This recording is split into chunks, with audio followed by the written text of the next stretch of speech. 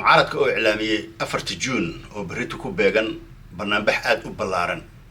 oo ay runtii waxa kaga soo horjeedaan dawladda iyo doorashooyinkooda oo ay ku doonayaan heshiis in runtii waxa laga wada gaaraa qaabka doorasho loo geli lahaa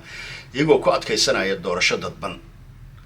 waxa ciidan aad u ballaaran soo abaabulay kana soo guuray halkii uu deganaa Sheekh Shariif Sheekh Ahmed oo soo degay Soona Meernaya iyo Cali Mahdi sartiisii dheeraad iyo ilaa iyo ereyada Meernayada حسن على غيره أصلا سودجي صار برمودا إلا يوهلي إريديسا محي كعبنا وسؤال مركا وحي كعبنا يعني مركان دقرين حنتاب كإربوركا عندما أيان الله دولجي أو من الغاب كرلاك حتى عندما أيان أبابولنينا إن شاء الله وحن أرينا إن عندما أبابولن الشيخ شريف الشيخ أحمد إلا يأفر بقول جاري إنه السوق كان يصون ميرنايا لكن سبحان العدول ده يسميسي سيدو كلنا وحن أرينا حسن على غيره أصلا دور عيدا السوق كان يصون برمودا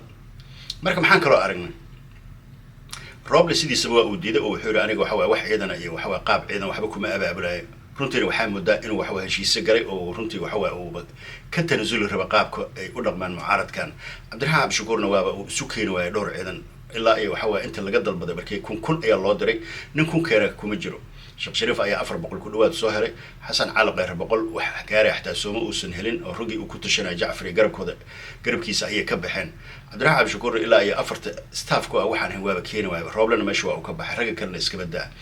marka maxay tahay marka cabsida hadda faraha badan ee runtii waxa mucaaradka ee runtii waxa ku laayihiin shacab aad u fara badan runtii waxa dawladda ayaa kasbatay shacabka horta magaalada Muqdisho runtii waxa boqolkiiba 90 waxaan dhihi karnaa in shacabka ay dawladda ku qanacsiin howlaha iyo amniga iyo nidaamka iyo horumarka ay magaalada Muqdisho ka sameysay iyo guud ahaan dalka oo dhan ciidamada Sheekh Shariif iyo Xasan Cali Qeyr ay ku soo kala ururiyeen Meernaya iyo Bermuda waxa ku dhacday in daroona la soo duldhigo oo sawir laga qaaday oo saacado badanna ay duubaysay marka waxa dhacday in la soo xiriiray saraakiishii hogaaminaysay waa la soo xiriiray markiiba waxa runtii waxa la yiri maxay tahay hawsha wadaan maya yiraahdeen adiga laba kale waxa doonaysan sheegaa la yiri adiga laba kale waxay yiraahdaan ninkaas waxba u dhacsanaya annagana dalacsiinaya caabasho ay sheegteen marka waxbay ka cawdeen labada dhinacba oo ay leeyihiin annaga dalacsiina lama siinin annaga waxa weeye xaqeynay waxbay ka cabanayeen